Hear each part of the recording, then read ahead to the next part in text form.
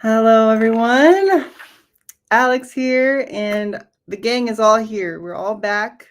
We have returned from our May adventures. So, Betsy and I spent some time in London. We then took a little side trip to investigate another country for a potential tour. And then Linda and I went to, where were we? Arkansas last week. So I've been out for a little bit longer and it's good to be back. So I had to kind of acclimate myself with all of this again. Thank you to the team, everyone, for running things so well while we've all been gone. So I hope you guys have had a wonderful May. We have a Me Made May challenge happening this month, particularly for So Confident members. So if you have been following that on Instagram or Facebook, you can use the hashtag SWMMM, Me Made May 25. And we're enjoying following that hashtag. Thank you guys for posting all of the prompts each day. There is a calendar on your course page that tells you everything, what you can post. I didn't actually look at what today's is. Betsy, do you know what it is, or anyone? But I know. No, I'll have to look. Wow, I know every day we have a new prompt. And I know that, people are really loving just the daily kind of, even just the conversation. We were in London, I was in Arkansas last week, and we were talking about what daily was coming up for the prompts. I think last week there was one that was your most difficult fit or your most difficult sew. And the ladies were talking about, different projects they've had in their past that were difficult. So just interesting what comes up, but it's good to be back. And so Betsy's with me, Linda's with me in the studio, and we're going to mostly give a London tour recap. So we have a presentation we're going to show that shows off some wonderful pictures of our time in London with our fabulous group, and we'll show those off. We're also going to show off the fashion from our time in London, particularly our customers. And, they always come to these events ready to wear their sewing workshop clothes. So we did our best to take pictures. You will see some people whose faces have been blurred out because they are asking not to be on social media. So, but their outfits were just so wonderful. We had to share. So we're going to show that. Betsy, you're back. Are you recovered? You're on jet lag anymore? Yeah, I'm mostly recovered. Every once in a while I need to take a big nap, Yeah, but for the most I part, feel that. I'm back in action, back at my desk, ready to rock. And I just looked it up. Today's Me Made May is our most used pattern. So, Ooh. and then yesterday's was most recent make, which I happen to have on as my most recent Okay, make. well, So, tell us about this. well, it's a little sneak Week. of our new pattern coming out in June in just a couple weeks. It's our bird blouse. And you can see it's got a nice little gather. It's got a puffy sleeve, a beautiful collar. So I'm not going to give the details away, but that's what's coming. And I wore this in England in my fabric, and it's great. It's very comfortable and a great sew. Mm-hmm. So that's what's coming in June. So we have our new pattern launch here very, very soon. And we've had the bird blouse in development for, let's just say, years. So we're working through it and finalizing everything. We have some great kits for you guys, but I think that Liberty is fantastic. And what a fitting day to wear it as we talk about. I know, right? Had to bring it out for it. Well, let's get to the presentation. Yeah, we have a lot to share. We've got lots of photos. So even if you didn't go, you can pretend you were there. For sure. I mean, this was truly a great group, and the itinerary, Betsy, you came up with all of this trip. It was really spectacular. It was very varied in our experiences. We went from Windsor to the Cotswolds, throughout different places in the Cotswolds, and then back down to London and beyond. So we did a lot of different things, we had relaxing moments and busy London moments. So this presentation is just kind of a smorgasbord of all of the experiences that that we went through. So yeah, so we started in Windsor, which is famously where Windsor Castle is. which was what Queen Elizabeth considered, just a little place in the country there. And we started with a fabulous group lunch before going to tour Windsor Castle on a beautiful, warm, sunny day. And you can see here's our very first picture of our group getting ready for lunch. This is day one. Day one. And so after our kind of quick tour of the castle, we hopped on a private coach and we toddled off to the Cotswolds. And so we were in the Cotswolds for 5 days, I think. And we stayed at a beautiful place, which you can see right here, called Hawkwood. And Hawkwood was an old college. It was originally a beautiful mansion. And then I think in the 50s, I think it was the 50s, we read the history, too later and turned it into like kind of a school for the arts. So it's essentially like a artistic retreat center. That is what they promote. And they're on 40 acres of beautiful land. On one side, you can see the front of the building and the local Shanks, who I essentially chased around the property the full 5 days. Yeah, And then on the right is the view of the valley, because we were at the top of this hill looking a beautiful valley. You did. You were the cat whisperer. I think there were 3 cats on property. There You were. had to have a cat in your picture there. Yeah. I was like, I'm choosing the Skimble Shanks. So you can see the old part of the house there on the left. And then the other photo, if you see that flat building, that is attached to the house, and that was our studio space. Beautiful open space with lots of light and lots of windows. You can see it there, all the tables. And it's perfect. It's perfect for making a mess like we did with paints. Yeah, it really was. You couldn't get any better when it comes to lighting, general space, and just even the food of the Hawkwood was fabulous. They have a local garden where they source all of their ingredients, and they strive to get everything local, make things on site, and it was special. It was. So the reason for the season for being at Hawkwood was to learn fabric painting with the wonderful Sarah Campbell. I'm sure most of you have heard about Sarah Campbell before. We had her in Topeka a few years ago, but she is kind of a legend in the textile design world. She and her sister had a company called Collier and Campbell. And, in the last 10 years or so, she has started teaching, and she's a wonderful teacher and really works with students who have never picked up a paintbrush to show them that you can paint fabric. You be, Picasso. And so she guided us for, I think, 3 days. 3 days? 3 days. Yeah. So there she is teaching. She's great at showing you how for sending you off.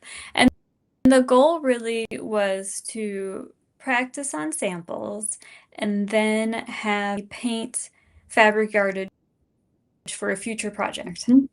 So it was all practice days, and you can kind of see a couple different practice fabrics there. And so, she provides these muslin samples to start with, and you're sort of just playing and working with different stamps, different paintbrushes, getting acquainted with the types of brushes that you might like or might want to use. She brings her endless samples for people to look through for either like free painting or just working with basic geometric type designs. Keeping something simple even sometimes was the most effective, or most, was drawing people the most. So again, like you said, Betsy, you didn't have to be professional. It was just a matter of like finding something you liked and figuring out what worked, particularly for your fabric, particularly for your yardage. And it was just fun to see everyone's versions and their own work. I took a picture of those paintbrushes because that was Sarah's private paintbrush roll that she carries with her. So I thought it was interesting to see all the different brushes she uses. But we talked about free painting. She told us how to make stencils. We carved potatoes. If you wanted to make potato prints, you could. And she demonstrated everything, and it was really amazing, like what you could do with a potato. True. It's true. So here's a video that we took on the last day, and it's everybody finished paintings kind of out on the lawn. So you can see some people did trace out their garments and painted within it. Some people just painted yarn. There's a real variety. Yeah, and we skimmed past it. I don't know if there's a picture of it specifically, but Betsy, you painted. Tell us a little bit about what you painted. I painted a variety of things. I got hooked on geraniums because there was a beautiful greenhouse that had a whole corner of geranium garden where I was snooping. And then I made I guess I was just focused on, then I got focused on food, and I made a banana stencil. I made two, what I call my electric bananas. They're just little pieces that I don't know what I'm going to do with them. The geraniums, I'm going to do a placemat set, but the electric bananas, they might turn into pockets. They might just go on a sleeve. We'll see. And we've been noticing other brands that are using bananas. So I don't know, there might be a banana trend happening right now, and we're here for it. But if you look in that video quickly, we went through it. But if you can spy bananas, you'll know that those are Betsy's bananas. But here too, we have Suzanne, who it was the London shirt. Am I right about that, Betsy? I think so. On her linen yardage from the sewing workshop, she took this colorway of linen and traced out her pattern pieces, so she knew how to paint on her pattern pieces. And then you can see her actually creating her painting designs on each pattern piece. So she, I think, started with working with a map. She worked with Sarah in figuring out, what colors she would like on what side of her London, how she wanted the dots, how she wanted the designs to really pair nicely. You can see her simple design on the sleeves of her London. So that's just a kind of a great picture, I think, of her full yardage set of her London pieces and how she worked with her painting on a certain pattern. So And then over here we have Barb, who wanted to do a floral motif that's going to be used as like maybe a panel on a shirt. So she worked for the 3 days with Sarah, really kind of fine tuning this floral panel and getting the right colors, the right consistency, and getting it to a point that she really enjoyed. So all different styles, all different ways of looking at this fabric. And if you spy, these are just some other pictures of the video concept, just full views of a lot of the work from everyone. A little picture on the right is my version of what I painted, also food. I think Betsy and I were very struck by how much food we were served at the Hawkwood. They did not let us go hungry. I should have put pictures of the cakes in here, because we would have breakfast in the morning. We would have a cookie in mid-morning. We would have lunch. We would have a cake in the afternoon. Then we would have dessert, then we would have dinner with dessert. So we had a lot of food. And so my painting on the right is actually my breakfast with coffee. There was lots of coffee. You could have coffee all day long. And I just did like a motif with that I'm working to embroider on. It says the Hawkwood. It's located in Stroud, England, very close to Wales, if you want to just look it up on a map. So that's what I painted while I was there on the far right. So the final day at the Hawkwood was working with embroidery. So I actually taught basics of embroidery work and how to create your own stencil or how to create your own embroidery design by tracing, by drawing, by using your own inspirations of what you're experiencing in your travels. You can see that some people stitch, well, we have some samplers here. People were practicing running stitch, back stitch, French knots, and satin stitch. And we had finished Crane Street tees that were made for us by Alabama Channon. They produced our existing pattern and they made 100 Crane Street tees for us. And so you can see some of the painting on Crane Street tees. Everyone painted on their Crane Street tees using their Sarah Campbell techniques that they chose and loved. And then you can see the sampler there. And then they were able to then embroider over their Crane Street tees if they wanted to. On the bottom right, this was kind of the paint work I was working on. So I'm taking my plain white Crane Street tee in the French cherry, and then I'm painting over this. I was kind of inspired by the freehanding of different things I was experiencing at the Hawkwood. So again, coffee, lots of flowers, sort of Sarah Campbell-esque types of prints. And there's going to be other things I'm embroidering on this t-shirt, for instance, cake. So that was what we did for one day. And then we had some excursions after this.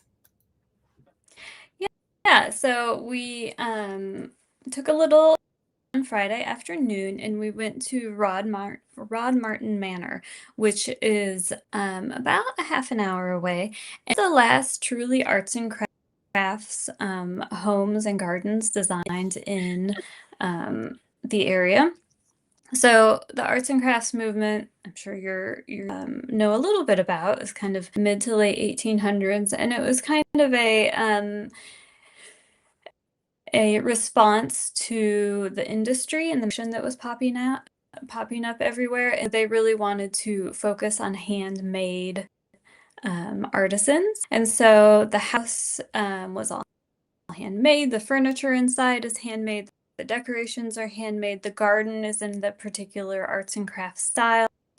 It is still a family home, and we were lucky enough to have one of the family members whose great-grandparents built us show us around. So that was really exciting. And then on Saturday, we started our trek back to London. And we stopped at a little town called Cirencester for some exploration. And then we went to Kelmscott Manor, which was William Morris's country home. So again, with the arts and crafts, William Morris is probably the most famous arts and crafts designer, especially for us because we're textile people. And this was his country home that he shared with his family. And when he and his wife passed away, his daughter, May Morris, who was also a designer, kept it as it was. He lived there. So what was really interesting is that there are tapestries on the walls, like huge tapestries on the walls, and that was his first foray into needlepoint and tapestry because he wanted to learn how to do it. Everything, like all of that bedding that you see there, it's all hand embroidered by William Morris, his wife Jane Morris, his daughter Miss. So they have all of these things that not only did he live with, but he and his family actually made with their own hands. It's quite a special place. And then we went to London, Richmond, technically, which is just outside of London. And then Sunday we went in, and you can see a beautiful English cloudy day, and we went to Kensington Palace, where we saw a wonderful exhibit called Dress Codes. And it was a fashion exhibit that focused on how people at court dress. So it was pretty small, but it had garments that kind of spanned, I don't know, a couple hundred years. On the left and on the middle there are two more contemporary garments. The green dress, which is fabulous because it's kind of like a basket weave, like it's a very open weave fabric, and then all of those flowers are embroidered. That was Princess Margaret's dress. And then in the middle, and I had to take a picture, it is Queen Elizabeth and Princess Margaret's matching Liberty dresses from Windsor. And then on the right, so there was the exhibition, and then you could also explore Kensington Palace. And what I love there, and then also at Hampton Court Palace, they have created mannequins of people in an antique dress of the time, and they're all made out of Tyvek. Like it's a Tyvek material, so they're made out of paper essentially, like a heavy paper, and they just have them spotted around the room so that you can see what would have been there in the time. And I love that one. I think it's a beautiful gown. I missed that. I didn't see that. I like that. Yeah. And then, of course, we had Liberty. To be fair, Alex and I maybe snuck into Liberty essentially as soon as we landed on the first day, but then we went back. We did. There's nothing that can cure jet lag quite so much as Liberty. No. Although we knew it was time to eat around, and we were like, I mean, it's nice. And I was like, we need to sit down. We're too tired. It was beautiful as always. Didn't you agree? I agree. We were there right before they were setting up the 150th anniversary, but you could tell there was a lot of like buzz happening. They had a lot of special edition things going on, like special edition prints, special edition fabrics, special edition scarves, bags, all kinds of things. So there was definitely great energy in that place, even just more specifically because of their celebration that is happening this summer. So for people who don't know, Liberty is a department store, so they sell all sorts of brands as well as their own. The pictures of the mannequins in those 4 outfits, those are their own Liberty brand garments out of their own fabric, and is that blue kind of paisley look. It was totally like Eureka top with Valencia pants all in one fabric. I was like, oh, like we could totally make this.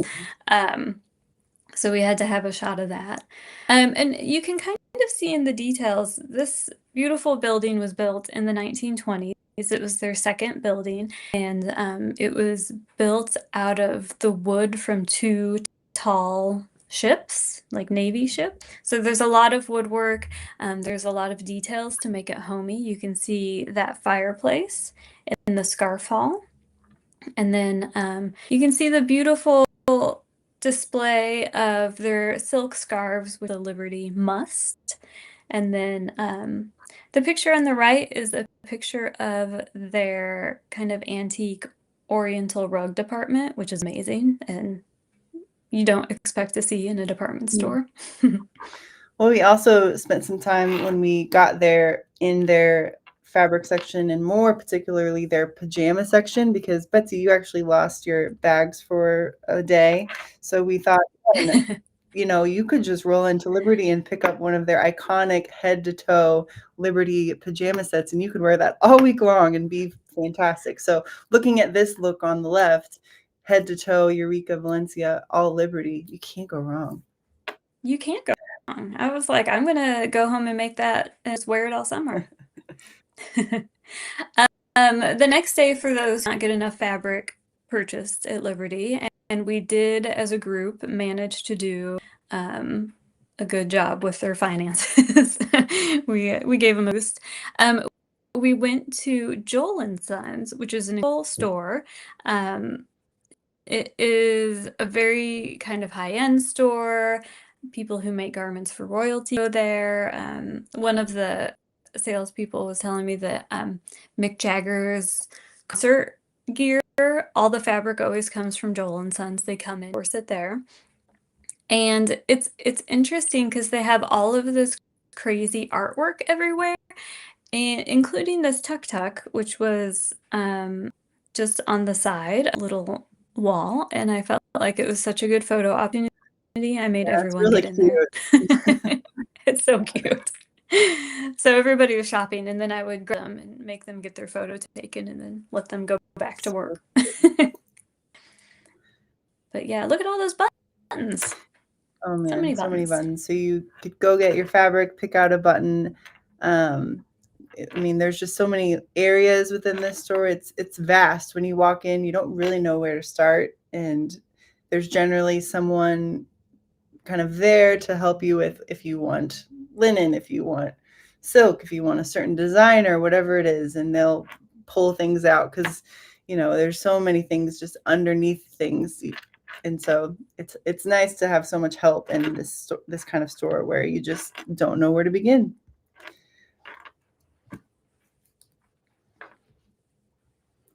I'm excited for the bird blouse fabric that I picked up here. So I'm gonna make that. right. I'm gonna make that here for you guys. And of course, we don't have this fabric at the sewing workshop, but I couldn't resist. So stay tuned. I said, Alex, everyone's going to want that. I know. We're not going to be able to give it to them. Maybe I won't show it.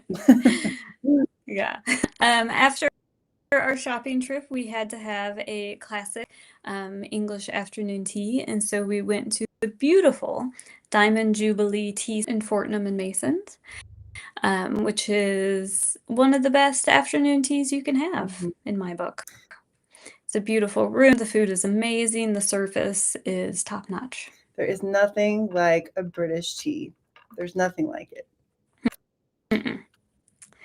And then finally, on our last day, I did not get to do this, but we sent the group to the Royal School of Needlework to learn an embroidery design.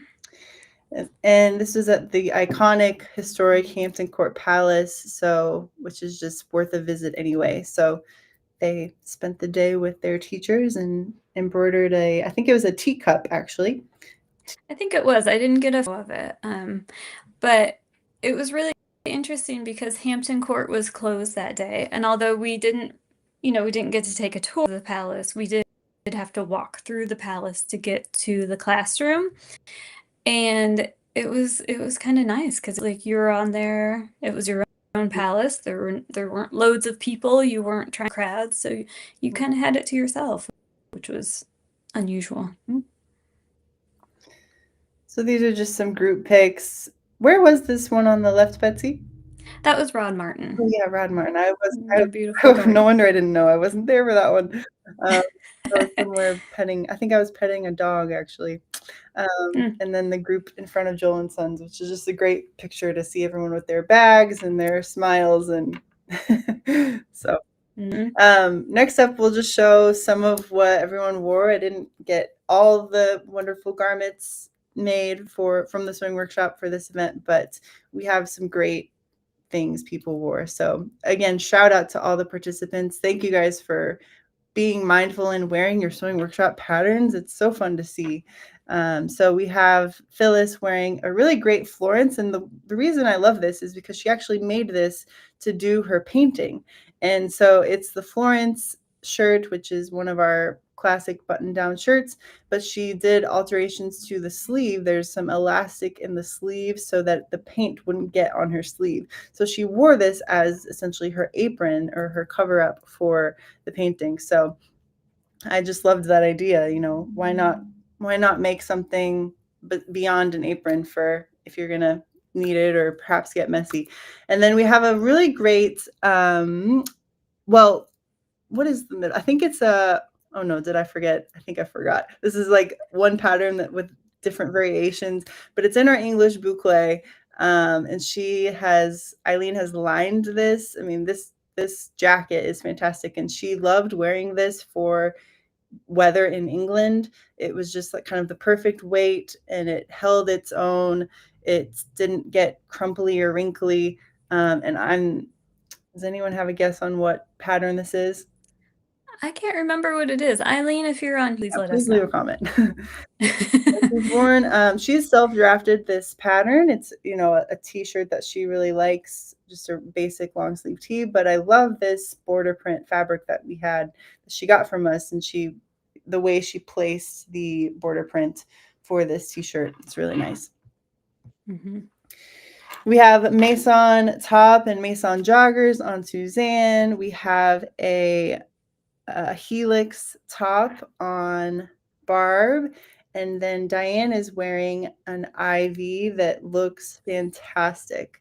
So seeing a little bit of a theme of like black and white, red, just keeping it simple with more muted simple colors with pops of different things. We have some fantastic Picasso pants here on Margie and a Sicily top on Sherry.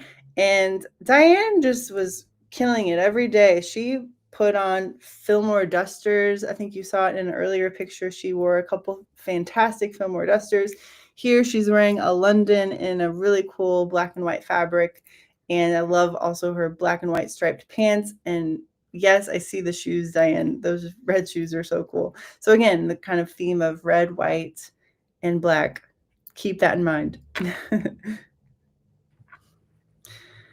We did kind of have a lot of weather experiences. The Cotswolds were actually pretty warm. So, you see Barb here on the left with this great cottage, just in a really cool shirting that we don't have anymore, but it's just, thinking about a great shirt in a stripe. And then Margie with this wonderful linen. This is what is this, Betsy? I thought that was a London, but I don't remember now. But unfortunately, you can't see it, but she done some beautiful embroidery on it to really bring out the pattern. And it blends in from far away. She did some amazing work. And Betsy, you wore this carnelian every day and just looked fantastic in it. Thank you. Well, when we go on trips and people have to follow me around, I feel like a bright coat makes it easier to find me in a crowd. And it was perfect. It was that particular work was a perfect weight for both the warm days and the chillier days. And yeah, I had a lot of comments on it. So yeah, we don't hold flags on our tours to keep people mindful of where we are. We just wear our coats or our outfits. We have Diane in a Tremont vest. This is another just fantastic thought for our Tremont, which is a very flattering pattern. And so just making it as a vest is a great thought. Jean is wearing a swing tee, 3/4 length. And I want to say these are some of our pants here. It could be the Helix pants. Diane could also be wearing the Helix pants. I think Suzanne on the right is wearing the Picasso. They're a little bit shorter. And then she's wearing a bamboo shirt on top. And you can see she's kind of layering it with other things. So, we had hot in the Cotswolds. We had cool and not necessarily, it really only like drizzle rained, I think, on us. It didn't truly rain. But it was cloudier. It was a little windy. We had some sunny days in London, but it was varied. Oh, sorry, I have Barb here again in this cottage. Margie is wearing this really great ensemble here. This was for our farewell dinner. This is a Liberty shirt and then West End pants. And I love just kind of the tone on tone, but the shirt's kind of echoing the hues of everything there. And then we have a really wonderful day jacket on the right. And there is an ET under this. But this participant made some jackets that were just to die for. This this day jacket is lined. I didn't get a picture of the inside, but great job. She wore fantastic jackets. So if anyone is interested in our events, we have more. We have Canada coming up this year. We have 3, so Kansas this year in 2025. But then for 2026, we are getting ready to kind of roll out some events that we have planned. So you can join our mailing list to be the first to know about these events. I will post that in the chat. And that just keeps you up to date with when we launch things. We send out an email and then you guys can sign up. So we have a lot of wonderful thoughts. And I'm sure we'll have a live stream here soon talking about our 2026 plan. But if you want to get to know more about our events, definitely join our mailing list. So check this out in the chat for you to sign up for that. All right. Well, before we go on, I did bring my banana samples to show you. Okay, perfect. So you can see. Yeah. So here's my first electric banana. I'm so happy. And so I hand drew a stem. If you don't get a banana just right, it does not look good. And then I made a second one. Now this one I'm not quite as happy about, but I think I can fix it with a little embroidery. That's my pink banana, and it's got a little border. And then here are my geraniums, maybe placemats. So those I did a stamp for the flowers and the border, and then I drew and made a pencil for the leaves. And then finally, just 'cause, I made this little tiny strawberry patch, which I then embroidered, and that I just drew by hand. And then you can't see it very well, but the strawberries themselves have French knots on them, and then the leaves and stems have green embroidery. So I think I might use it as a pocket on something. We'll see. I think that'll work, but I don't know what to do with the banana. Something will come to me. And I remembered that when Sarah came in 2020, I made all pineapples. So something about her draw food. Alex, people said that we're out. Now, I didn't hear you cutting out. Have you heard me? I haven't heard any cutting out, but stay with us, everyone. We're transitioning it over to Linda. So 3, 2, 1, Linda. Hi there. Well, I don't know if I'm cutting out or not, but hopefully not. I pulled out a sample of Sarah Campbell's that she did as a sample when she was here in Topeka, and I guess it was 2020. So we have a couple of them around here, and I just covet them. They're really beautiful. All right, well, I want to show you, we're going to switch to Arkansas. London to Arkansas, you know. We always do the top places in the world. So we had about 10 people in Eureka Springs, and they brought finished garments. Some people brought fabric, but most brought a finished garment that they could embellish with the leadership of Nancy Shriber to embellish through embroidery. And they learned various stitches, and they talked design, and Nancy was really helpful in helping people decide how to put a design on a garment with good balance. You know, it's one thing to just sort of plunk something on the center of the back, but it's quite something else when you do French knots, maybe up the edge of a garment, clear around a collar, and you place motifs in certain spots, not necessarily in the center of a back. So I stole one garment from her. I have to send it back, which is really too bad.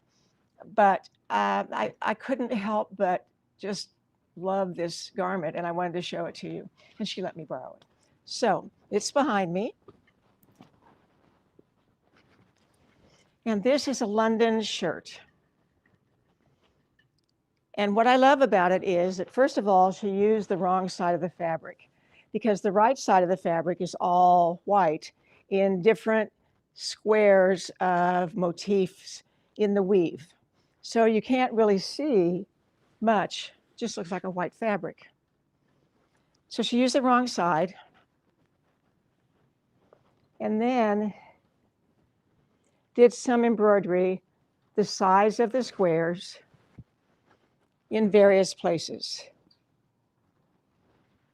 And she did the French knots all up the front and around the collar and back down. And also on the bottom of the sleeve. But you can see those stitches. I love that.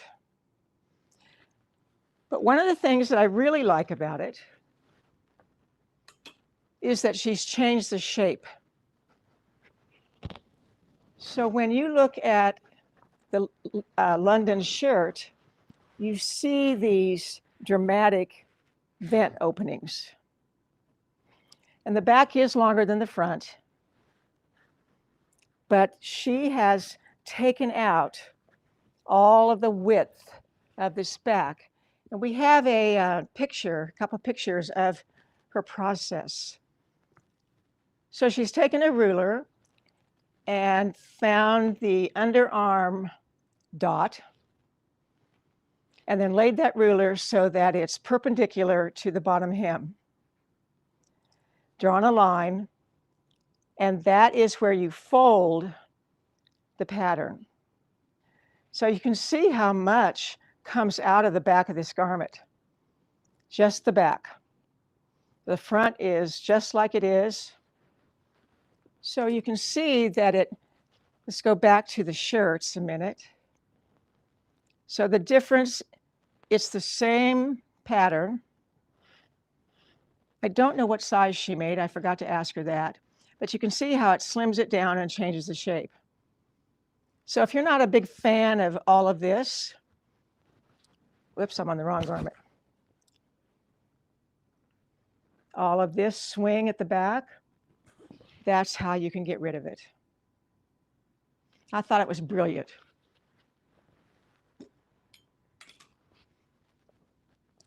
You can lengthen the London shirt. There's a lengthen and shorten line on it. This doesn't look like it's lengthened. I know it is. Yeah. About 4 or 5 inches maybe, I've forgotten. Now this was my version of a fractured jacket, and so we're not going to get into that. But I just am showing it to you to let you know that if you could make this any length that you want, very long, you can shorten it. You can change the cuff. Many times I'll leave the cuff off of the London. I think the cuff I like it a little bit wider than it is on the pattern. You can make it wider. You can delete it. Okay. Any questions so far on doing that little transformation? Not so far. Okay. All right, then let's look at fabric. It's Black, White, and Red Day. And by the way, I have on a black, obviously, Riviera top, Riviera shirt. You can see how asymmetric it is. I just love it. And it's made in a silk broadcloth, which Betsy and I were talking about this morning. We haven't seen any silk broadcloth for a long time, but we found some, and we're going to order it, and you'll be able to. It's a fabulous sew, and the fabric is amazing. I made this years ago, and it's hung in my closet. I drove with the seat belt today over it, no wrinkles. I can travel with it. I don't have to press it or steam it. It's an amazing fabric. Anyway, when we get it in, we'll tell you. And I'm wearing a red swing tee, and I said to keep in mind the noticing red, white, and black in some of the fashion we noticed from some of the ladies on the event. Why do we love black, white, and red so much? Well, that's a really good question. I mean, Erin kind of accidentally came to the office today, I think also wearing black, white, and red. It's just a great combo.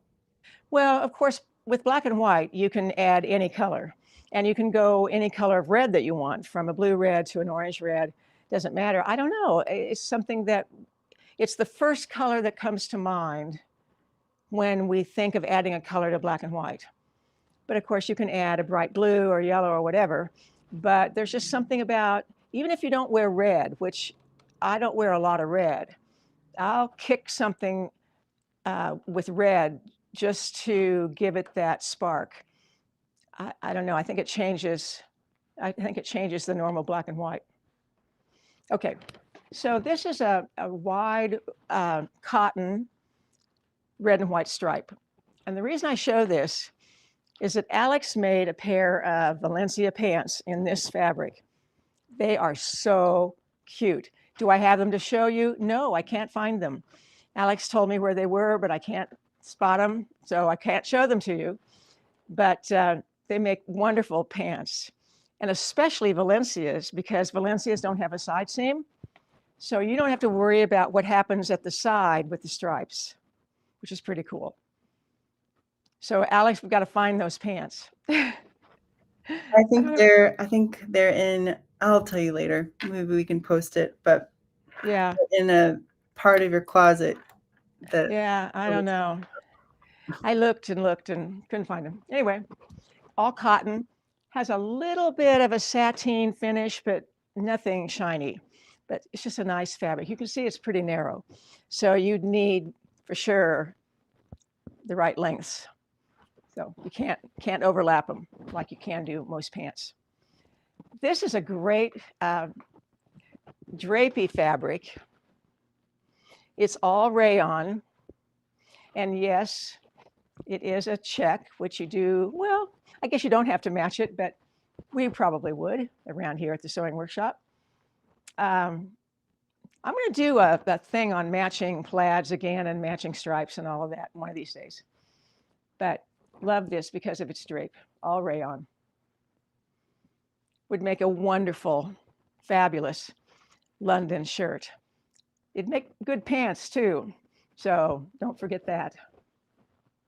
Now this is a combo, I believe. No, this is all rayon. When you look at it, the weave appears to look like linen, but it's not. It's all rayon. So it has a little more of a grip. This is a smooth rayon. This is a textured rayon.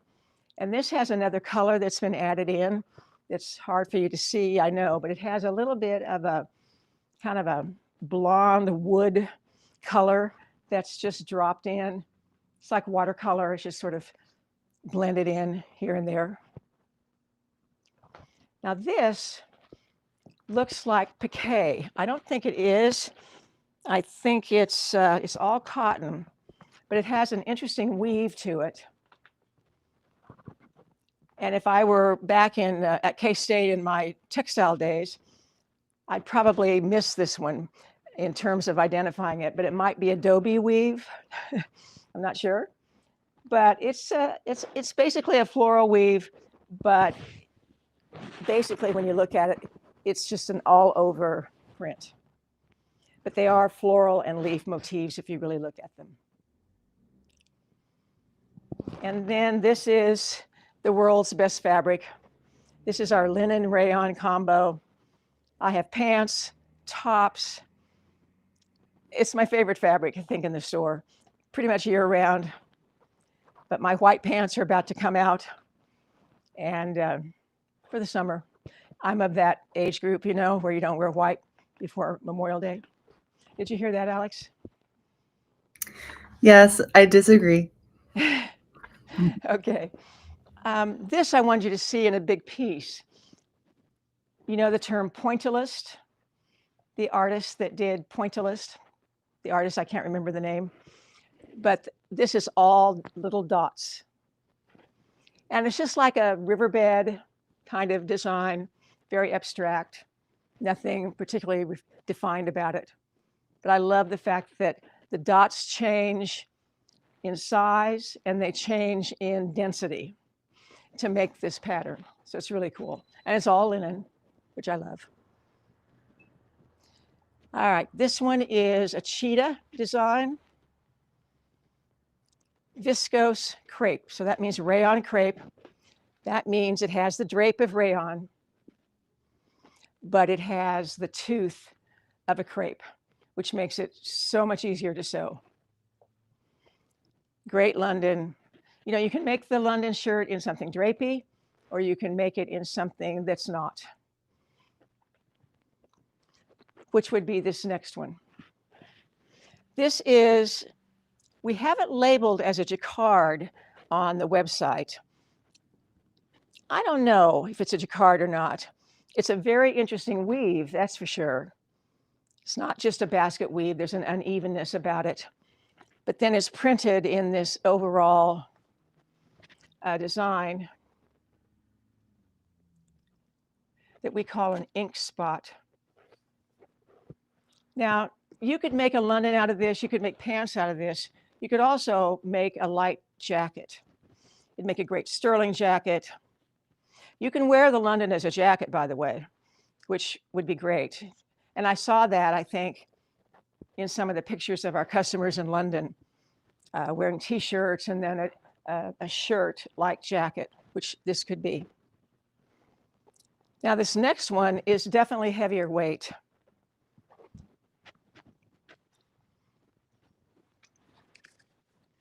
And it's all cotton, two-sided. But the circles are rather abstract. But it's like a double weave or a matelassé. It's a jacquard probably. And this to me is jacket weight, but we can't resist it because it's such a fabulous black and white. And then of course, you can punch it. I would make red pants, honestly. This is the season for red pants. And this is our linen and rayon.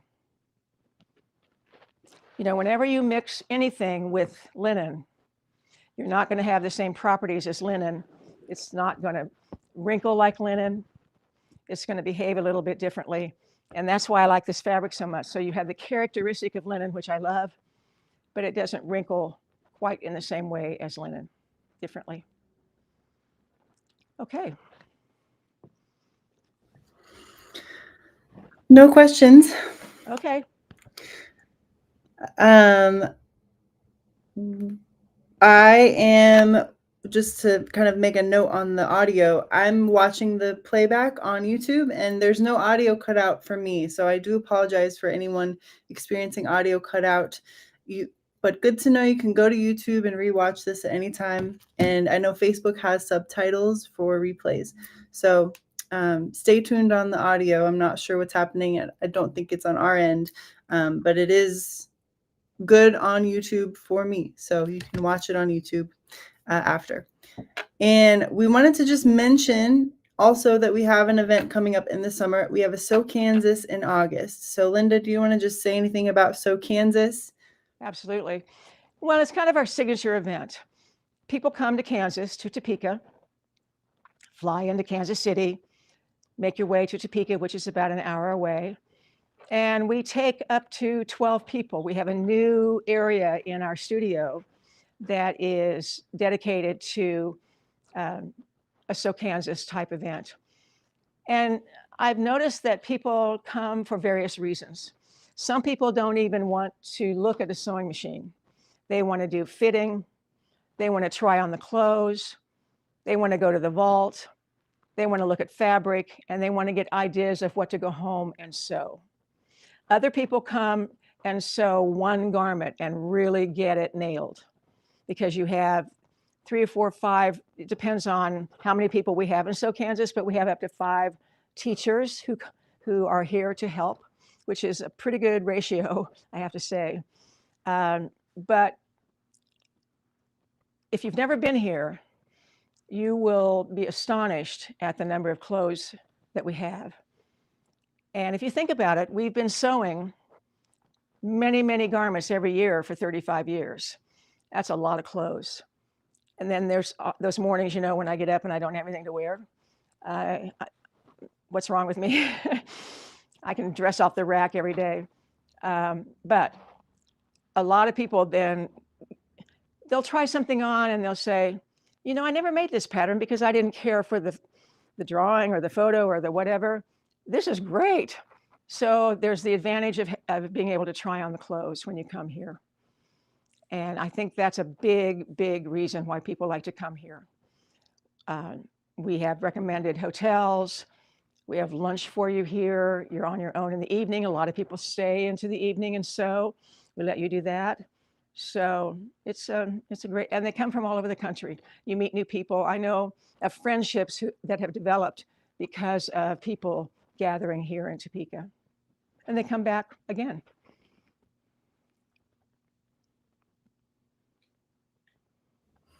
Love it. I don't see any particular questions, so we can just talk through the sale. I am happy to share my screen and go through it so you guys can see what the sale is this week. So we have featured the London pattern. So you can grab the London shirt in PDF or paper format. So that is available. We also have various online workshops from the London, particularly the Boro inspired London shirt. So if you want to learn more about a variation we have with the London, you can check out the online workshop.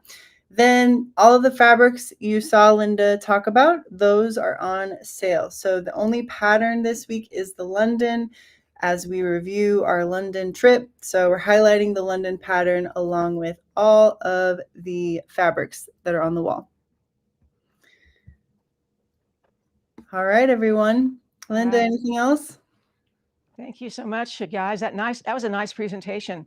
I love all the garments that people had on. That happened in Eureka Springs too. People wear our patterns.